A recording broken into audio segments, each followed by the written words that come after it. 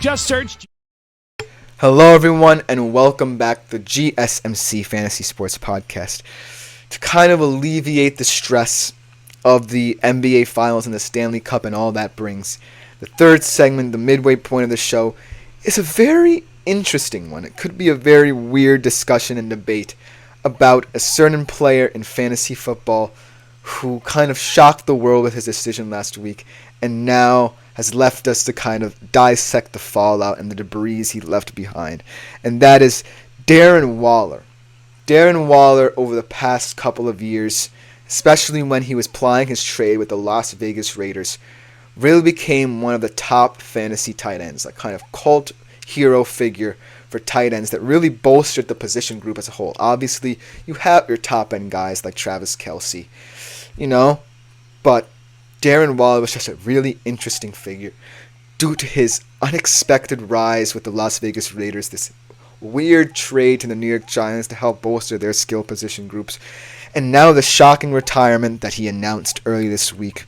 Whether or not you believe it was for the Zodiac sign reason, or whether or not it was just he didn't necessarily like how the Giants set up, he was just frustrated, it really did send a little bit of shockwaves.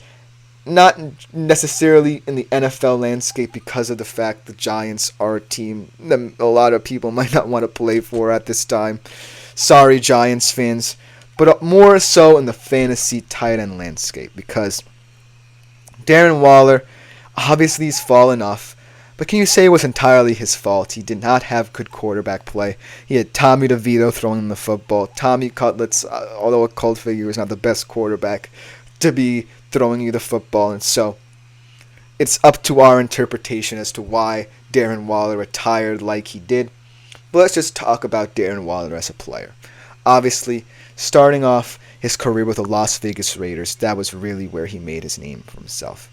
Back-to-back 1,000-yard seasons really gained the attention of so many different fantasy managers because they've been looking for a tight end, kind of not necessarily in the top end of the market, like a Travis Kelce, or now Sam Laporta, or, any, like George Kittle, So Darren Waller breaking out early on in the 2020s really made a huge impact and groundswell in this whole fantasy landscape.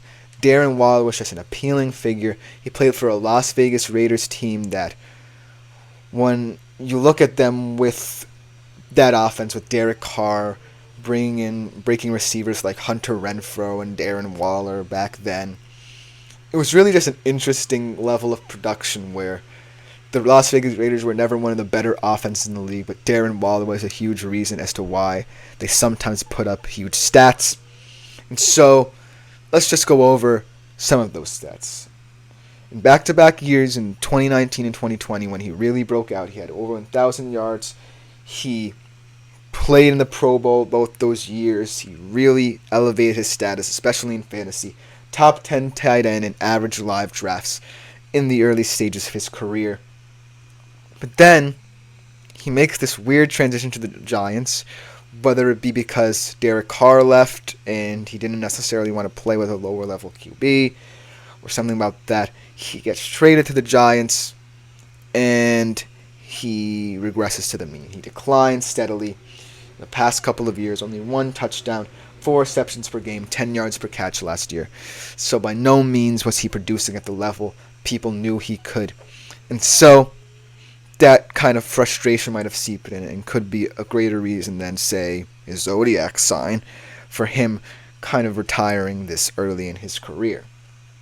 Now, what it does for the fantasy landscape, honestly, since his career was kind of falling off at this point in time, maybe it doesn't make as many shockwaves in the fantasy tight end landscape as I choose to believe, but he was still ranked in the top 20 tight ends coming into the season. Obviously, looking at the outlook of the Giants' offense, he could have been expected to be one of their go-to targets as Daniel Jones tries to break in more receivers. Obviously, him coming back injured could have been a huge part of why he was ranked a little bit lower as well, because a guy, especially like Daniel Jones coming back from injury, could have a lot of roller coaster moments as the season goes on.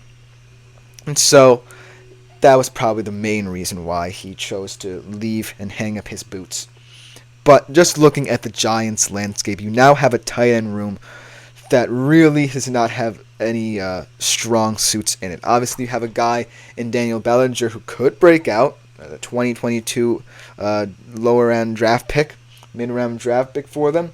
He had 25 receptions last year for 255 yards. Not terrible considering the Giants' QB situation, but still, it's not necessarily the level of production you would want out of a tight end. And then behind him, you have a rookie out of Penn State in Theo Johnson who hasn't played a snap of NFL football. So that's also a huge concern.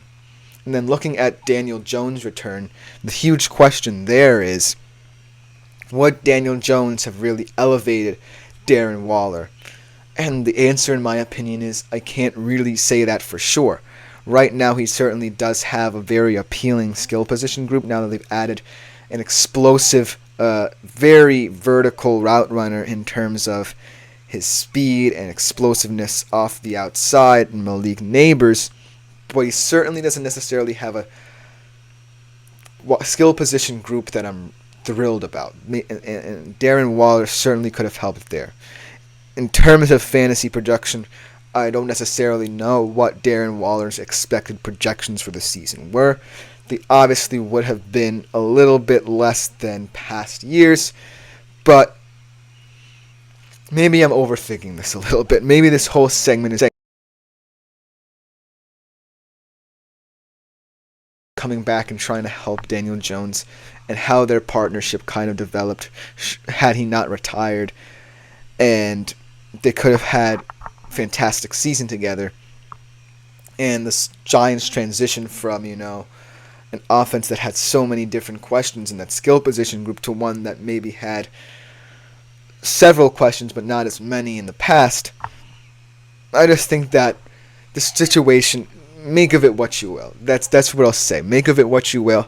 But Darren Waller, I don't necessarily think fantasy managers will be that mad about him leaving. I think that him being in a Giant system that didn't really fit him, I just think that, there comes a time in your career when you have to make a decision based on the fact that you might be frustrated with how things are going. And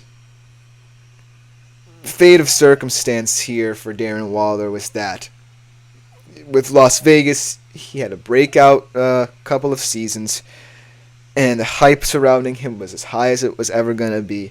And then he moved to a team that didn't necessarily fit him. That's all I can really say about the situation. He's going to be a mystery for many years, a very enigmatic retirement. I can't remember a retirement being this out of the blue or bizarre in my lifetime, in any sport really, because of the fact that maybe Andrew Luck could be a comparable kind of player to delve into considering Darren Waller's early retirement. Andrew Luck obviously expected to have the number one fantasy quarterback. He was going very high for a quarterback on a lot of boards, and then out of the blue he retired. But with Andrew Luck, I could definitely see it more than I could see it with Darren Waller, because even though Darren Waller might have been frustrated with the offense, Andrew Luck was someone who was just really... he had a terrible career in terms of injuries, and that was why he hung up the boots early. He didn't necessarily want to do any more damage to his body than he already did. And so with Darren Waller, I mean, come on, man. You have to kind of stick with it, you know what I mean? Obviously, I know it probably was tough that season where you didn't meet expectations, you didn't exceed expectations even. So, but you have to give it a chance, The season beforehand, Brian Dable was actually creating something with Daniel Jones, and Daniel Jones was serviceable. So who knows, had Daniel Jones, obviously, before his injury, he kind of was regressing horribly, but you kind of have to stick with it if you're a tight end. That's my opinion, because the tight end position is just a position where you really have to be a guy who's willing to do the dirty work. And Darren Waller, for many years, did it better than anyone in the NFL, in my opinion. He's just a serviceable guy who always seemed to benefit the team no matter how many receiving yards he had, no matter what he did with the team. He was just a very beneficial part of their offense. Obviously, definitely had his fair share of injuries and controversy surrounding him, but ultimately, this whole retirement thing is just befuddling. And I don't even know why I'm presenting it as a segment to you guys. I just thought it would be interesting to examine that. But that will just about do it for this segment. We're going to be switching from kind of this very weird, wacky world of fantasy football to a fantasy realm that I'm really continuously excited to present to you guys. We're going to be previewing not one but two teams for the Euros. The current European heavyweights, Le Bleu, the Frenchman, and then the host, who are trying to retain that level of dominance they had earlier on in this 2-decade span in Germany. We don't want to miss that, do we? We'll be coming up right after these breaks.